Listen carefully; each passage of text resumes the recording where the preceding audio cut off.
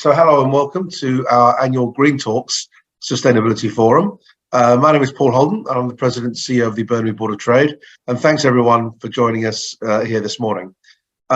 Before we start, I'd like to take a moment to recognise and acknowledge that the Burnaby Board of Trade operates on the traditional homeland of the Hunkaminam and Skohomish-speaking peoples, and we extend our appreciation for the opportunity to hold a meeting on this territory.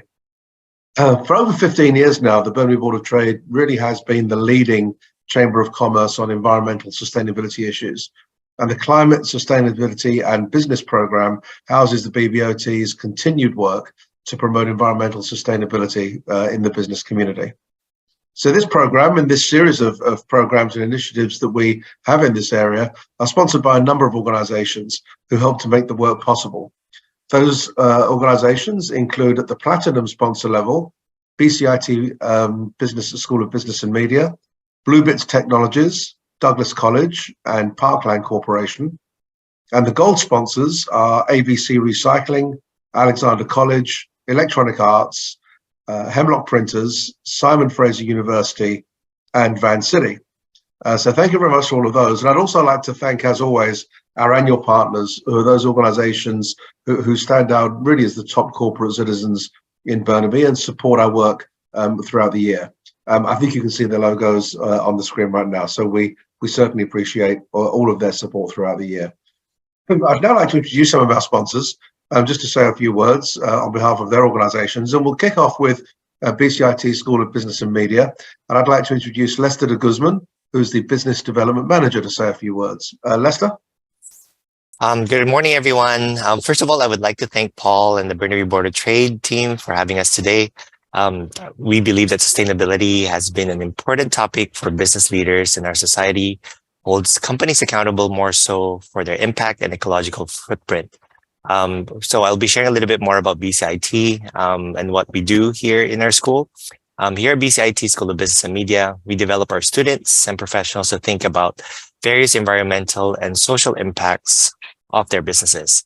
In addition, we encourage them to think of many, many different ways to provide practical solutions to the green economy, which is what is our topic for today. As a school, which is the largest business and media school in Western Canada, we offer 30 full-time programs, 80 part-time courses, and 300 courses all over our downtown campus and also in our Burnaby especially. Generally, we are very proud that our graduates shape the business community with 96% employment outcome for diploma and certificate grads within the first 6 months after graduation. So we're really happy to be here as part of this conversation because I think at BCIT, we try our very best to contribute to the green economy. One example is that one of our student clubs, which is called Enactus, BCIT Enactus, which stands for Entrepreneurial Action in Us, supports entrepreneurial action matching with sustainable business practices that can empower our Greater Vancouver community and communities around the world. With mentorship of BCIT faculty and industry professionals, this club, Enactus BCIT, members devote themselves to developing and implementing unique programs that benefit local and global communities. Another example that we're trying to innovate through our school is through the Advanced Diploma in Sustainable Business Leadership. That is it's one of its kind in BC. We're proud to say that, and where students can create a job path that's fulfilling and rewarding for them, for the community, and for the planet. SBL for short. Students can study full-time and complete the advanced diploma in only 10 months with a cohort or take the part-time option for more flexibility. And BCIT is one of the more flexible institutions that offers flexible learning through our flexible programs. You can gain hands-on experience by completing a 24-week capstone project with an industry client during the final 2 terms of the program. Industry instructors teach the program with real experience in sustainability. So if you're interested to learn more, you can message me later today or visit bcit.ca/SBL to learn more. Again, thank you so much for the time that the Burnaby Board of Trade has provided BCIT to share some few words. And we're really excited and looking forward to the learnings and listening to our speakers today. Thank you, Paul. Thank you, Lester. And again, we appreciate your support as always. And now I would like to introduce Akari Numajiri. who is the Market Director at Bluebits Technologies. Akari? Thank you, Paul. We are delighted to be one of the sponsors for the Green Talk event and share our commitment to creating a greener and more sustainable community through our smart parcel locker solution. We are a tech company headquartered in Burnaby.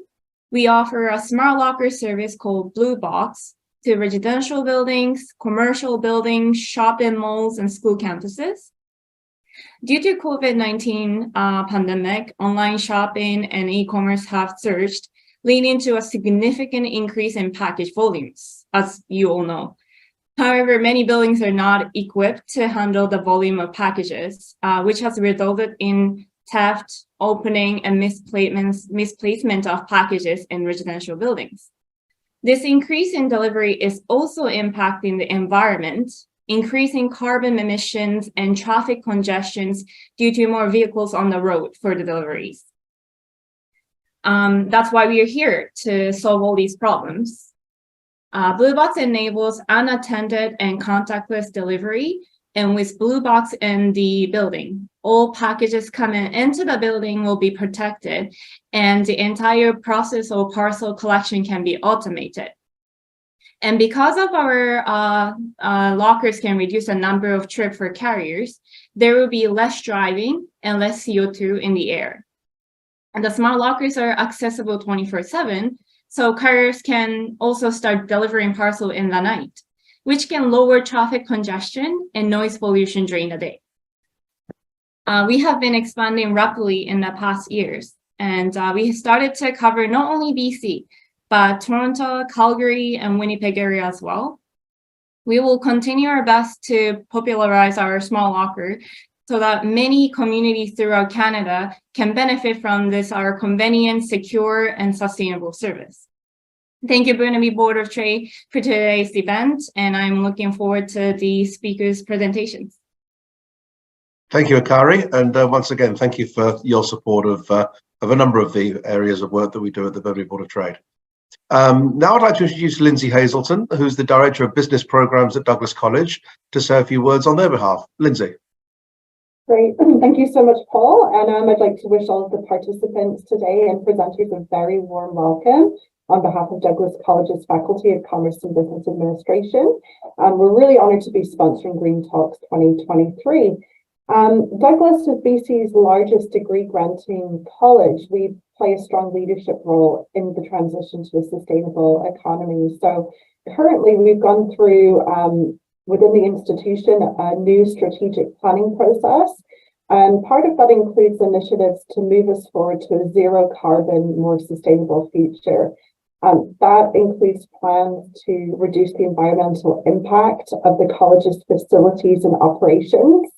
An example of that, we're actually, for the business school, we're actually in the process of planning and going to be building a new building across the street from our new Westminster campus called 808 Royal, which is a new academic and student housing building that will be STEP Code 4 on the energy efficiency scale, and we're aiming for it to be zero carbon certified as well.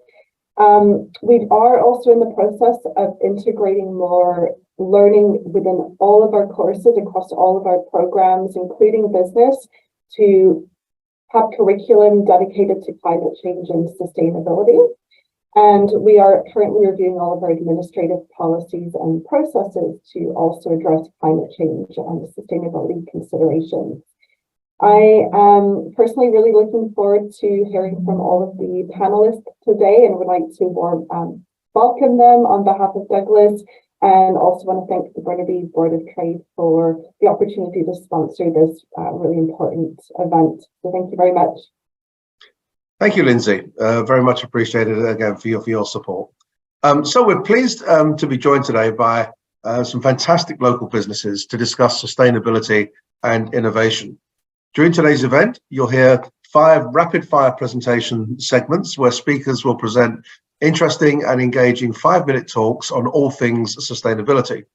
As we go through the presentations, if you have any questions, please pop them into the Q&A box at the bottom of your screens, and we'll try to save a few minutes at the end by the time the speakers are finished to ask some questions. So, to kick off proceedings today, we have Paul Morn-Brown. Paul is the content manager at Sole and Recork. Sole is a Canadian footwear brand that launched in 2001, followed by Recork in 2008, which is now North America's largest natural wine cork recycling program. So, Paul, over to you. Great, thanks very much. Let me just share my presentation. Thanks very much for having me. So as Paul said, I'm from Sole and Recork. And at Sole, we exist to create radical change for good. So that applies to two different spheres. It applies to radical change for good in the lives of our customers, as well as for the sake of the environment. So we were launched in 2001 by Mike Baker. Mike's a runner, and in the 90s, he suffered a back injury. He found that he took great relief from wearing custom orthotics, but he couldn't figure out why orthotic insoles were so expensive. And so he set out on a mission to create a product that was affordable to a wide variety of people that could create radical change for the better in their lives.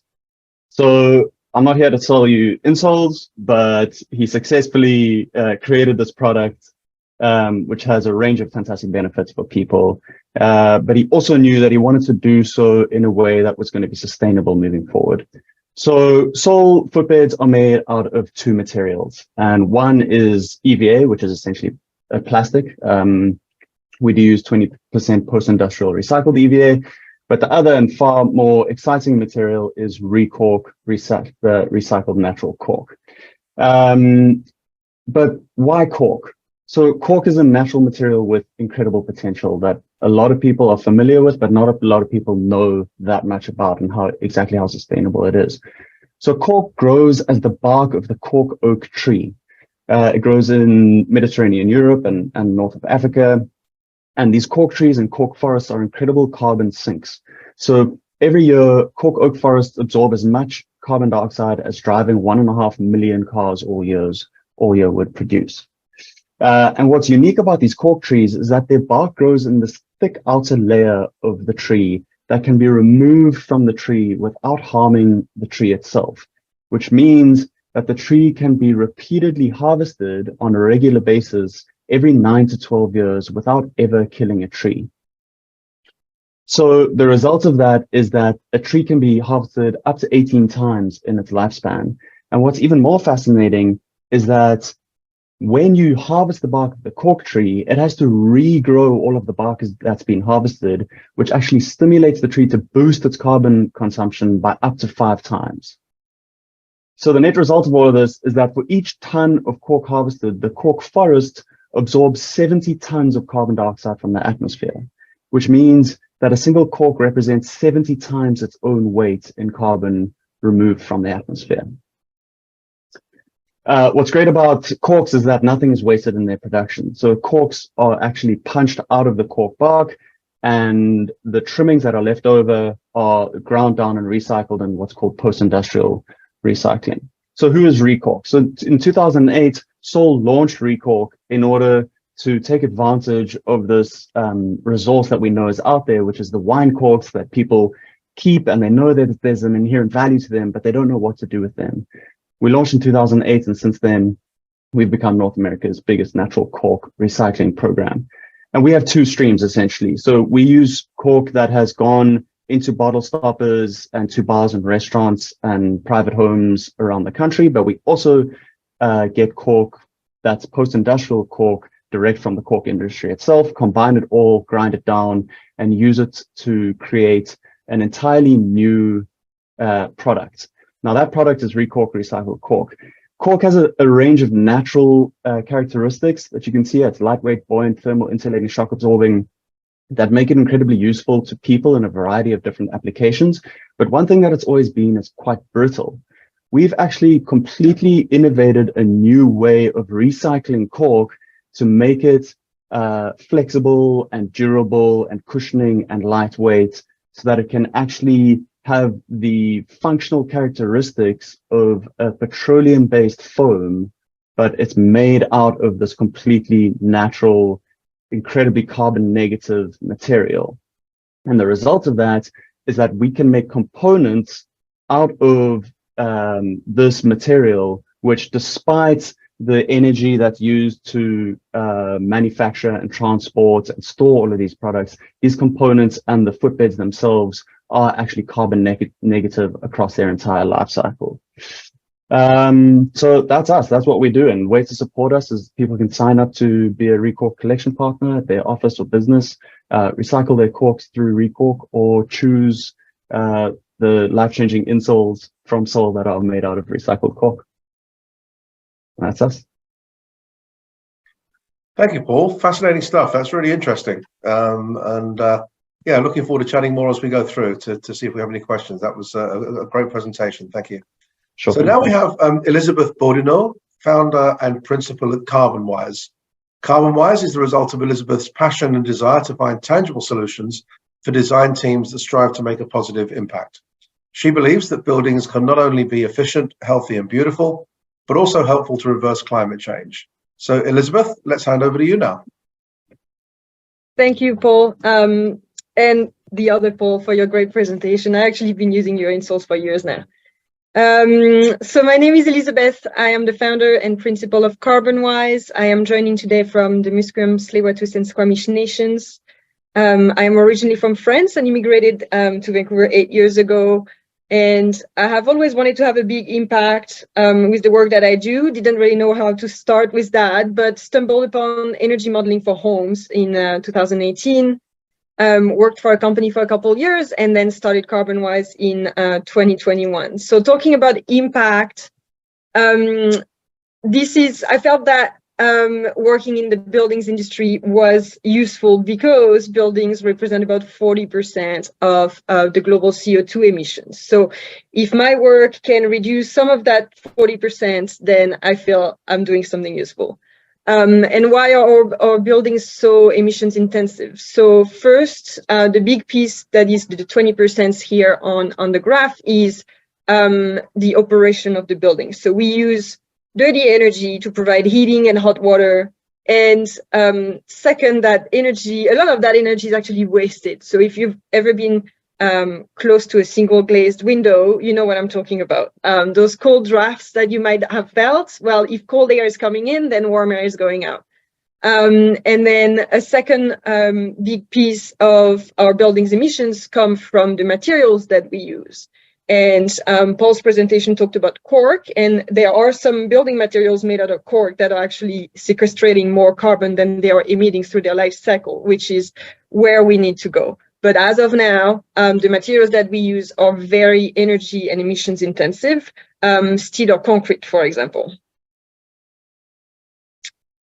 And so when we talk about net zero for buildings, what do we mean? Well, in short, it's using less. That's not new. If we want to meet our climate target, we need to be using less of everything, really. But in terms of buildings, we want to be using less of the high carbon materials, less energy, and just being more mindful of how we use it, and using clean energy. So using more bio-based materials and reusing our energy needs and generating clean energy.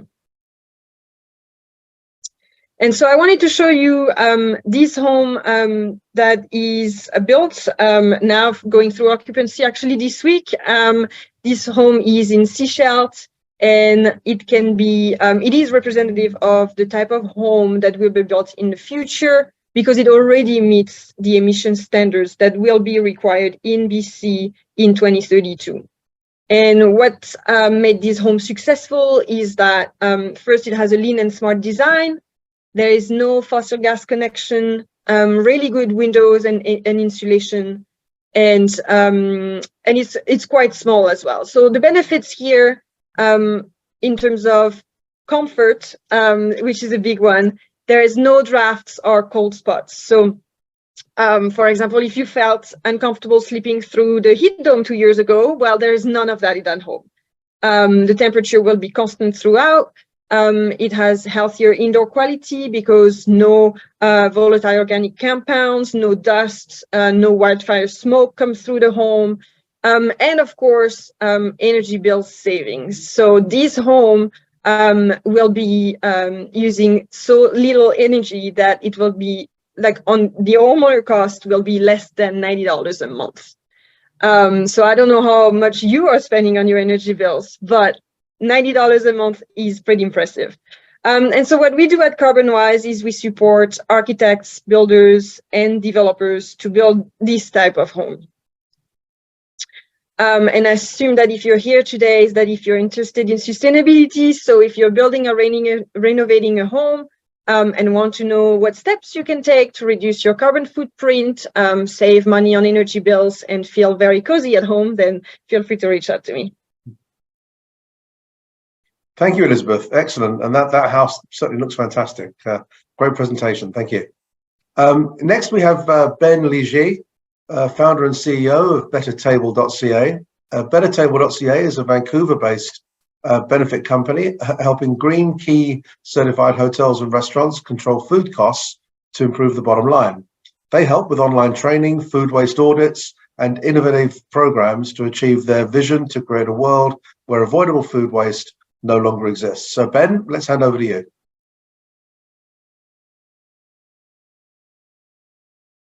I think you might be on mute, Ben.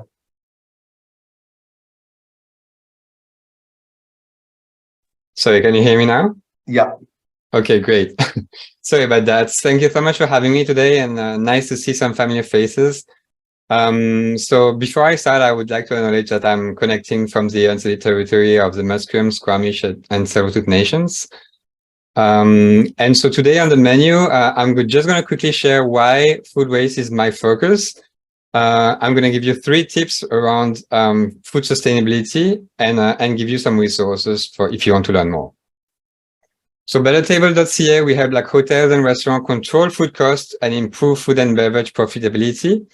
And so food waste is actually like a huge problem because avoidable food waste is worth a lot of money. In Canada, 58% of food produced is never eaten.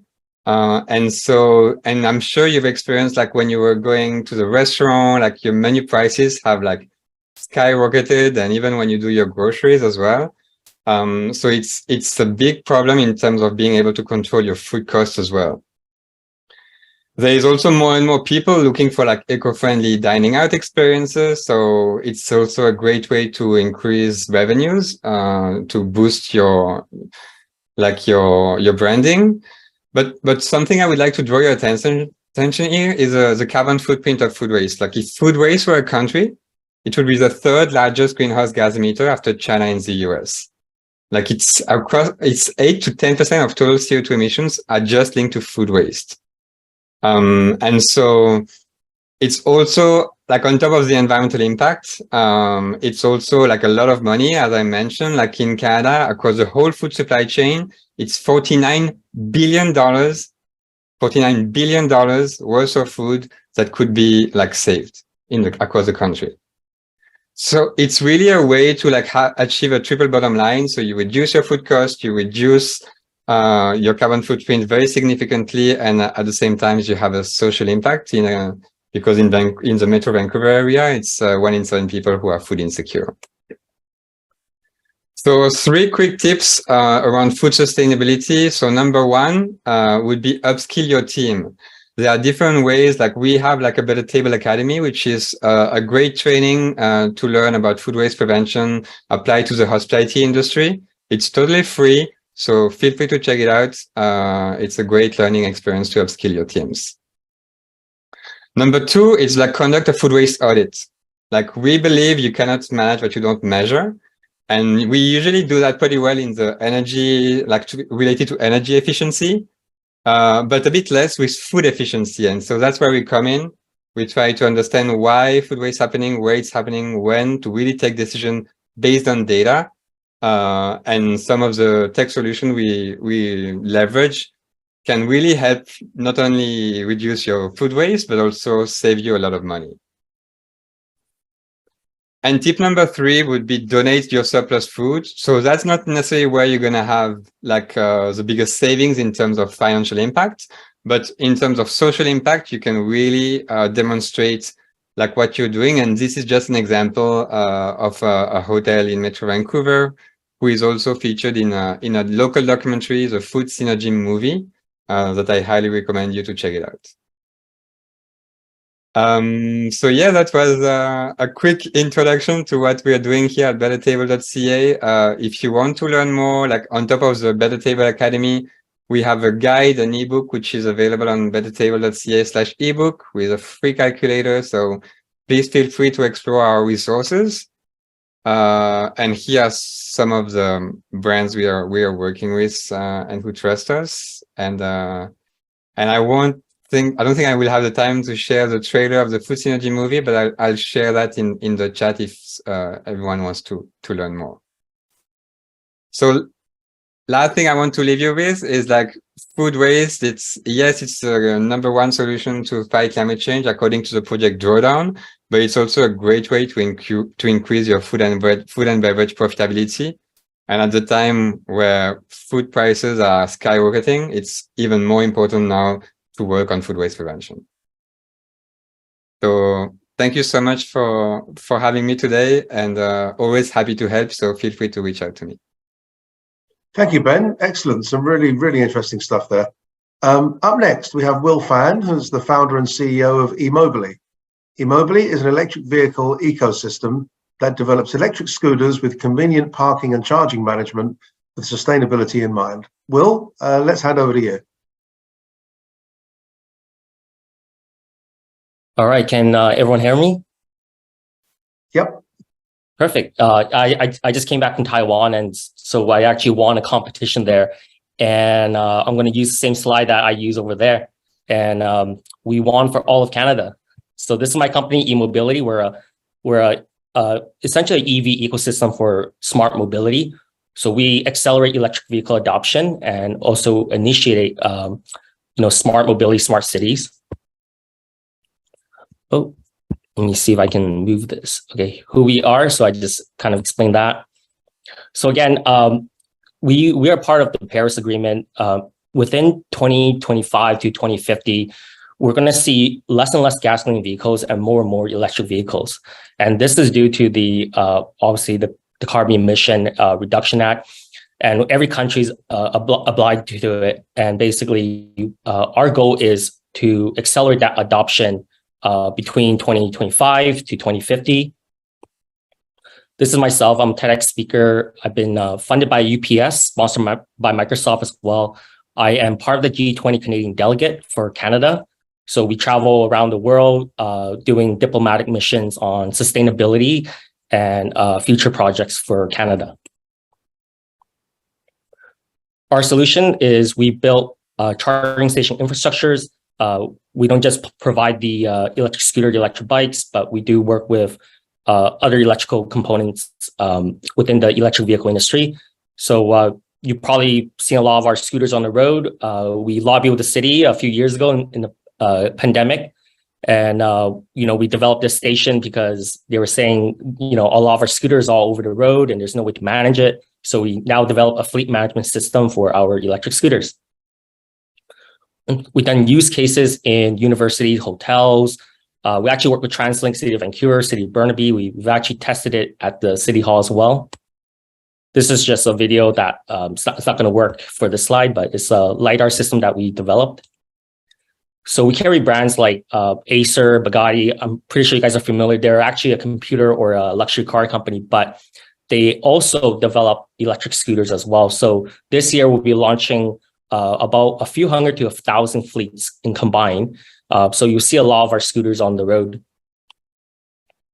So again, I've been funded by UPS, sponsored directly by Microsoft. We work closely with the Canadian government.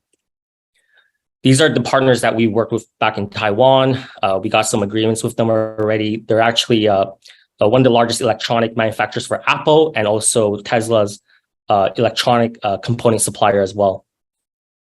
So as you can see here, we did this last year with the City of Burnaby and City of Vancouver with TransLink. We display our charging station with the Lucid vehicle and displaying our scooters. And this is what the future would look like for micromobility and fleet management. Again, Smart City, right now we're actually doing a project up in Kelowna, and we're developing a high-tech center in the Okanagan area. So I'm looking forward to that press release later in the future. So far, we're planning to build a super tech cluster to develop manufacturing and also R&D and innovation. So that's me and my team. My CFO and CEO, James Dean, he's actually he's the guy that made Electromechanica, is a local electric car company, one of the first electric car company in Canada that actually went public on the NASDAQ. So he's actually on my team. He's 65 years old, and this is his last project with me. So we're going to build another Electromechanica, but much on a smaller vehicle size. So yeah, thank you. This is my company, and I look forward to speaking with you guys after this presentation. Thank you, Will. Again, really some interesting stuff there, and I look forward to chatting a bit more as we go through. But thanks for the presentation. And last but not least, we have Mary Jo Beirns, Director of Studios at MBS Equipment Company. MBS Equipment provides studio management, design and development, lighting, grip, expendables, and more. In Canada, their clean energy solutions include non-diesel power supply options, grid tie-ins, and the use of renewable fuels. Mary Jo, over to you, please. Hi, good morning. Can you see my screen there? Is it working? Yeah. There it is. Okay, great. Hi, thank you very, very much for having me here today. I'm honored to be included. And first, I'd like to, in the spirit of reconciliation, honor and thank the Coquitlam's, Coast Salish, and Tsleil-Waututh nations who for millennia have stewarded the territories on which we live, work, and play. First, I'll tell you a little bit about MBS and what we do. We, in short, I can't see my slides up on the screen, so I don't know if I'm clicking through them or not. Am I on one that says who we are? Yes. Okay, great. So MBS, Manhattan Beach Studios and Equipment is what that stands for, is the largest supplier of studio facilities and lighting and grip equipment to the film production industry in Canada and worldwide. We operate studio facilities and we have partnerships with other independent studios to which we also supply lighting and grip equipment. For those of you who maybe aren't familiar with the film industry, lighting and grip equipment is essentially all the lights that they use on a movie set, the dolly track, all of those big fabrics that you see hanging all over the place, all the things that support the camera in the filming activity. And we actively support our film and television production clients in the industry in finding ways to be more sustainable. So to give it all a little bit of context, what the industry means is there's a collection of around 60 or 70 film productions shooting at any physical film productions shooting at any given time in British Columbia. And we supply about half of that market. So what happens is these productions are very short-term project-based operations. They come to town, they shoot for days, weeks, months, then they pack up and they leave. So it's a little bit difficult to change operationally how those folks work without an overarching structure. And so with that, we have an organization that we belong to at Creative BC, which formed a sustainability arm called Real Green. And then we also belong to an organization called MPIA, which is the Motion Picture Production Industry Association, which sort of allows us to share best practices across industry and work with all of those individual productions to try and create a more sustainable environment on set. So the companies that often bring their productions to town, companies like Netflix, HBO, Universal, Disney, they formed an organization called the Sustainable Production Alliance. And the goal of that was to accelerate the transformation of the entertainment business to be more sustainable. The Sustainable Production Alliance did some studies over the past few years and concluded that 58% of the carbon footprint, of the carbon emissions on any film set are created by burning of fuel. I mean, it's pretty obvious. So what happens on a film set is, especially when they're filming out on location, they need to use they need to use electric generators in order to power their operations.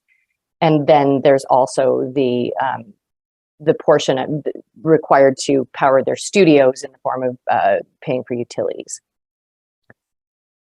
So in our studio operations, which is one component of our business, we've obviously taken it upon ourselves to switch everything over to renewable natural gas, which is carbon neutral, upgraded all of our facilities to energy efficient LED lighting, and we assist our production clients in installing renewable diesel tanks at all of our facilities so that they can access that important resource.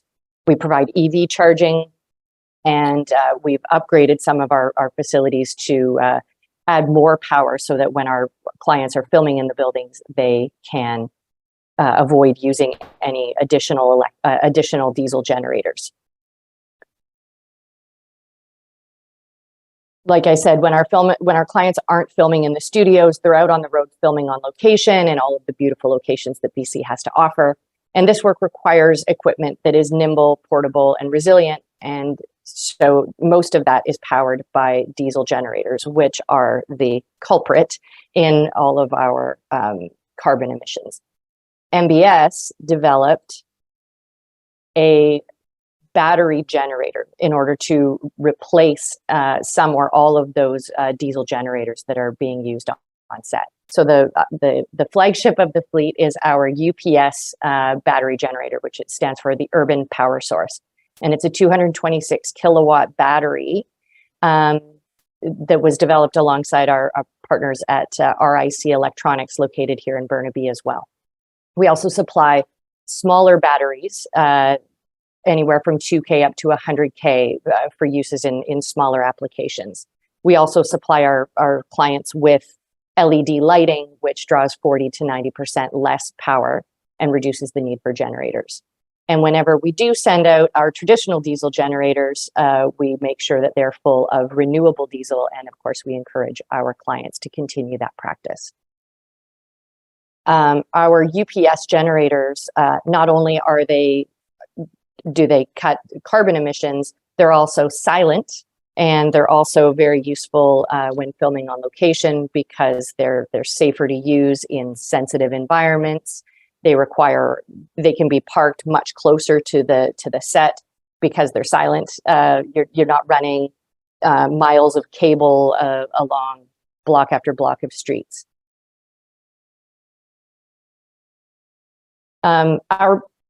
The real thing that we're digging into is if you can measure it, you can change it. And so internally in our company, we've added Scope 5 tracking to all of our systems to monitor our carbon footprint for our internal operations. And then a lot of what I'm talking about today is Scope 3 and trying to influence our clients in how they use our products to be more sustainable.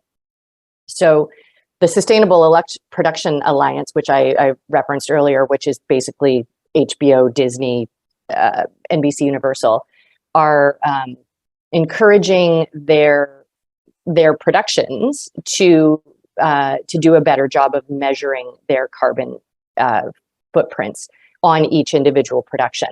And so we work with those individual productions and provide them with really important data to track their carbon use. Obviously, the first step is getting a baseline measurement. If you don't have a baseline measurement, then you don't have anything to measure against. And that's the critical first step if you're just entering into this. So a really important piece, in addition to providing our clients with electric power sources, when we do send out generators that burn fossil fuels, they are equipped with telematic systems. And these allow our clients to measure and track the fuel consumption and the power output on each unit so that they can gather that data. And I know that seems like a really simple thing, and why is this new? Essentially how it worked before is all those generators are out there all over a film set. On a set, there would be five or six generators. And there was no real way of tracking how much fuel went into each individual generator. There's just a big truck that drives around and keeps topping them up.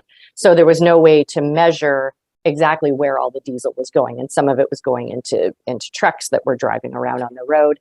So breaking it down and finding ways to really track that data is a critical part. The other piece that we're working really hard on is working with the industry overall to help foster sustainable practices across the board, and to really focus on cutting carbon and reducing our reliance on diesel generators. So we take our cues, of course, from our clients who are the big studios in the US. And they all have ambitious targets to decarbonize their operations. Many of them are aiming for by 2023. That's a typo, 2030. Sorry about that. So we provide funding as well for our partners over at Real Green. They're housed under the umbrella of Creative BC. And I sit on the Clean Power Committee there, and where we work really closely with municipal governments and with all of the vendors in the industry to find ways to reduce our reliance on carbon. One of the things that has come out of that partnership that's been really great is the city of Vancouver has adopted new policies at the city where, when you're filming on location, if you can show to them that you've reduced your reliance on diesel generators by using one of our batteries or a direct tie-in to clean grid power, you get a substantial discount on your filming permit fees, which is a powerful motivator for those individual productions. And we're working with other municipalities. Hopefully Burnaby will be next.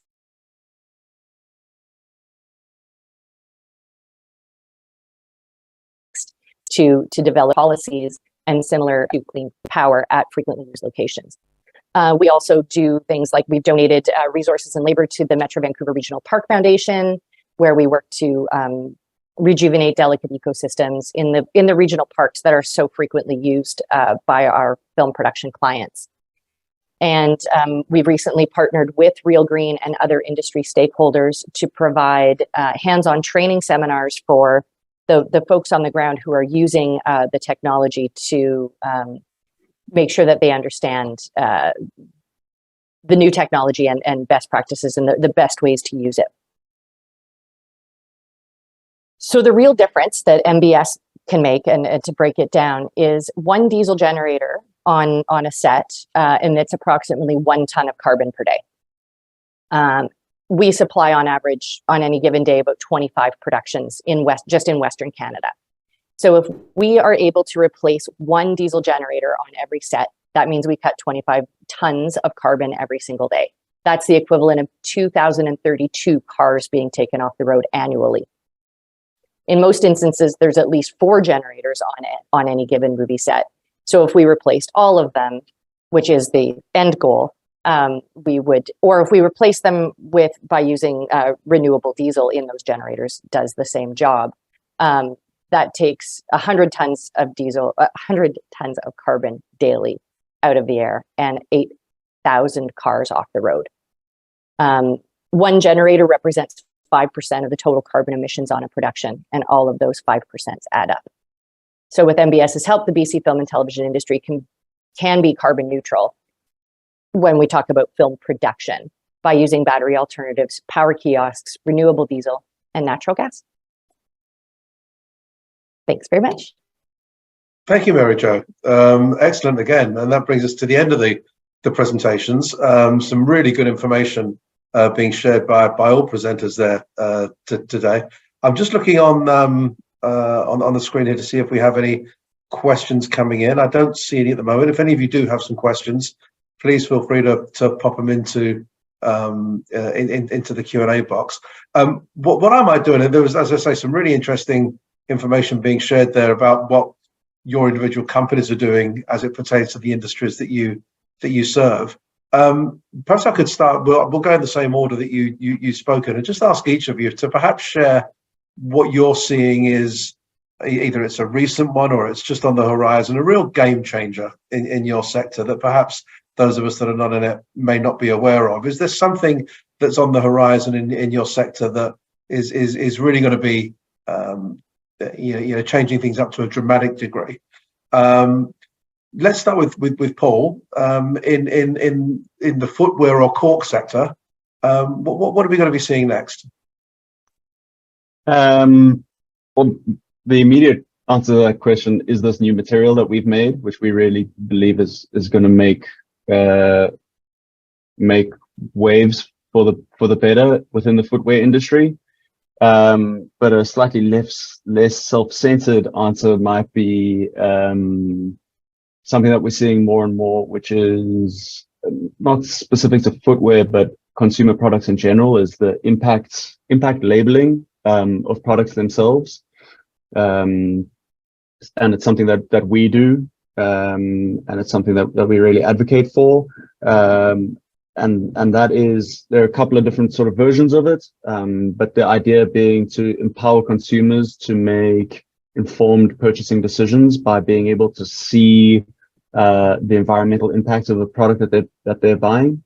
So we do that in the form of a carbon impact label, which accounts for the entire life cycle carbon emissions of the products, of the relevant products. We also have a sustainability report that's launching pretty soon. But yeah, we think that's, something like a nutrition label on food products was only really became mandated in the 90s. Before that, you had no way of knowing what was in your food. And these days it's sort of second nature that you should be able to see like what is actually in this food that I'm going to buy, what is going to be the impacts on my body of consuming this piece of food.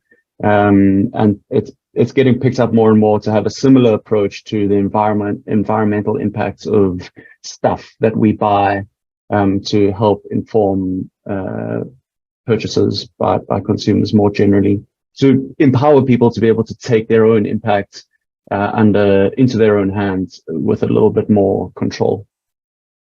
Thanks, Paul. And before we go on to another one of our speakers to ask a question, there's a question specifically for you, which is, how can our workplace decide if a cork collection would be worthwhile for recork? Is there a minimum amount or collection frequency? And how much more wine do you need me to drink? As much as you can. So we ask people to ship us 15 pounds of cork, which is quite a lot of cork, seeing as cork's quite light.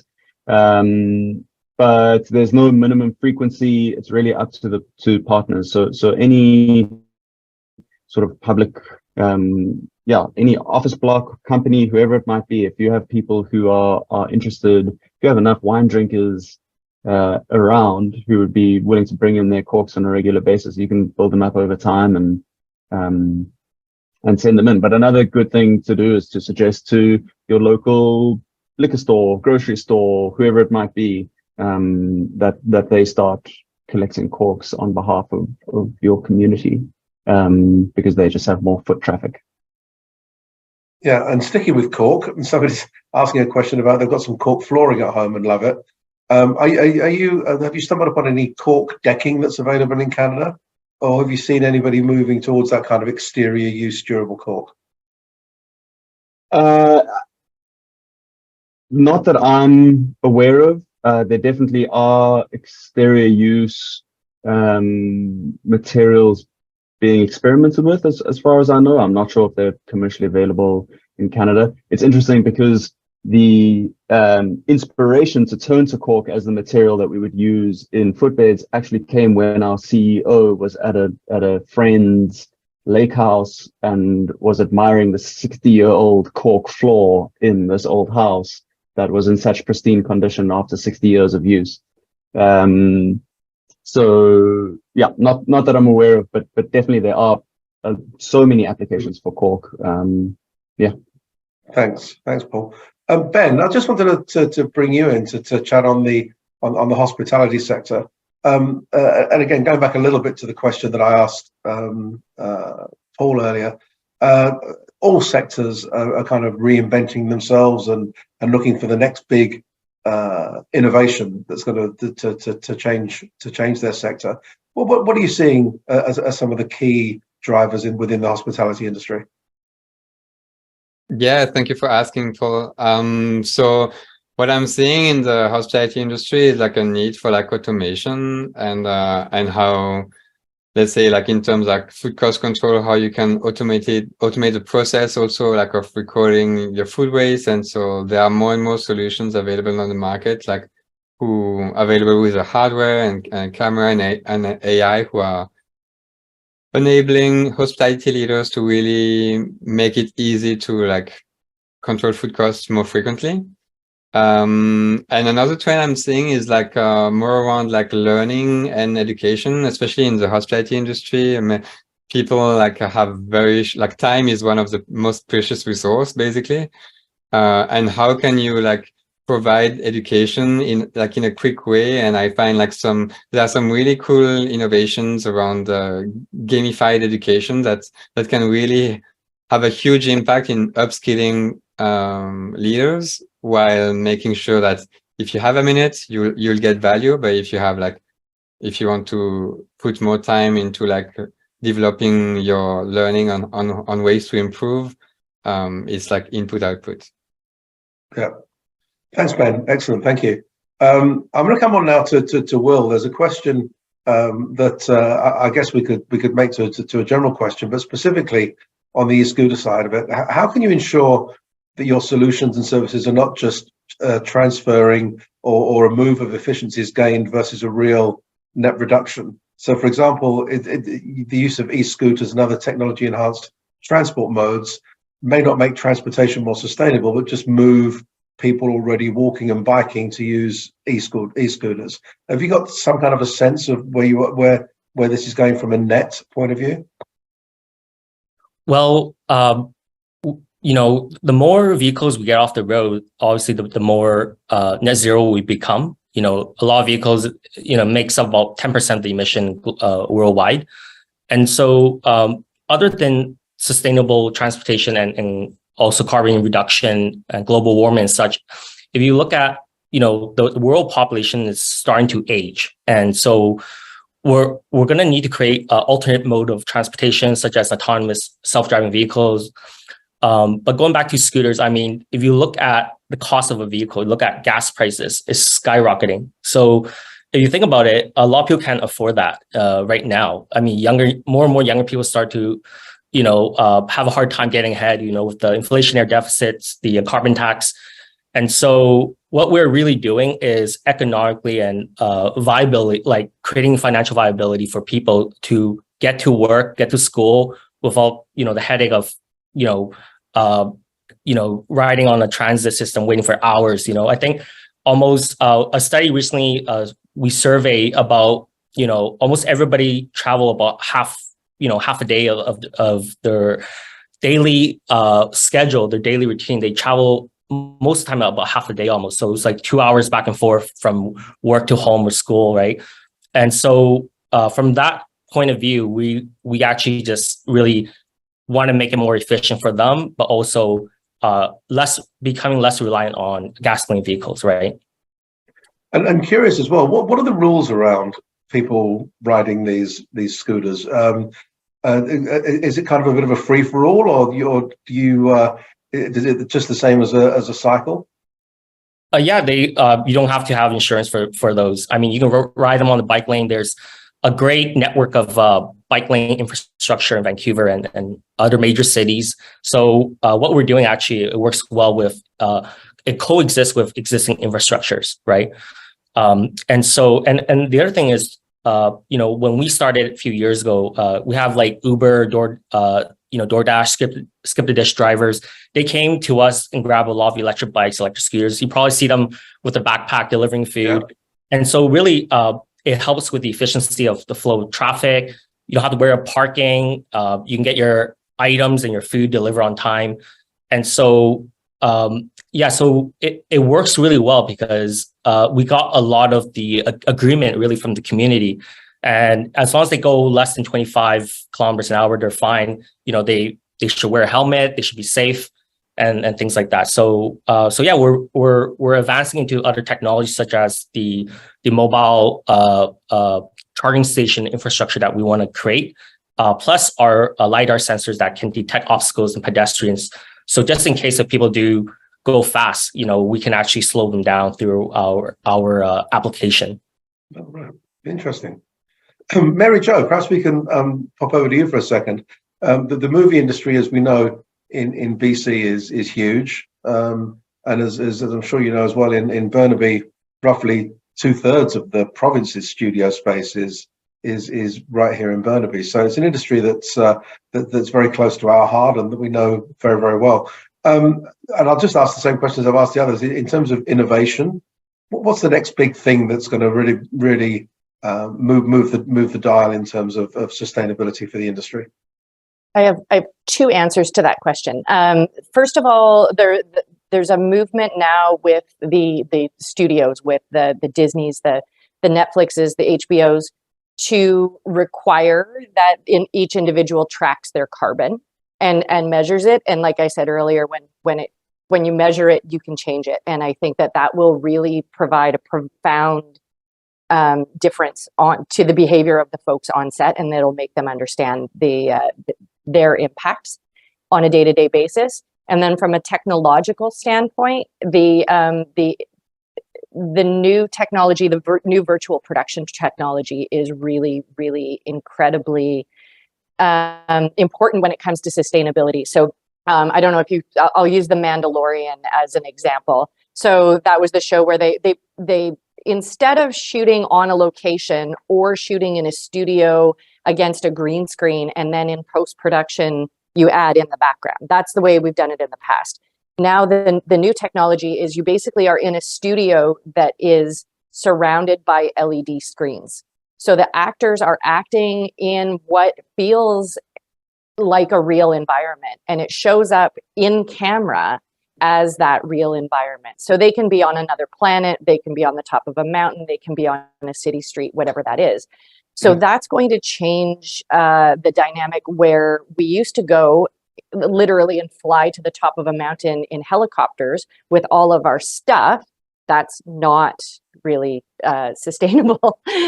So now a couple of guys will go up, or ladies, sorry, will go up and take some photographs at the top of that mountain. You project that onto the screens in the studio, and now you can shoot in a building in Burnaby, hopefully, and substantially reduce your carbon footprint, substantially reduce the number of trucks, the number of sets that you have to build. We often build those sets out of styrofoam, which is incredibly difficult to dispose of.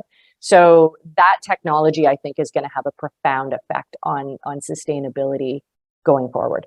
Yeah, no, I'm sure it will. Although I guess Tom Cruise will still be flying all over the place and jumping out of planes, but the rest of it, some stuff is best to be done practically, of course, but I think it'll be a game changer for sure. Yeah, it is. Yeah, absolutely. Well, look, thanks very much, everybody. We really appreciate you taking your time to speak with us today. We've been doing this event now, the Green Talks Forum, for about 12 or 13 years. And it's what I really like about the format is that you really get to get some really interesting information, and more than just interesting information, some inspiration on what we can all do ourselves to move the dial a little bit from the point of view of improving sustainability. So I'd encourage all of you to think about what you've heard today. Look at how you can bring that into your own lives, into your own organizations and your own community, and see what we can all do to work together for a more sustainable world for us all to live in. Today, thank you to our sponsors. We really appreciate your support. Thanks to everyone for joining us, and have a great day. Thank you.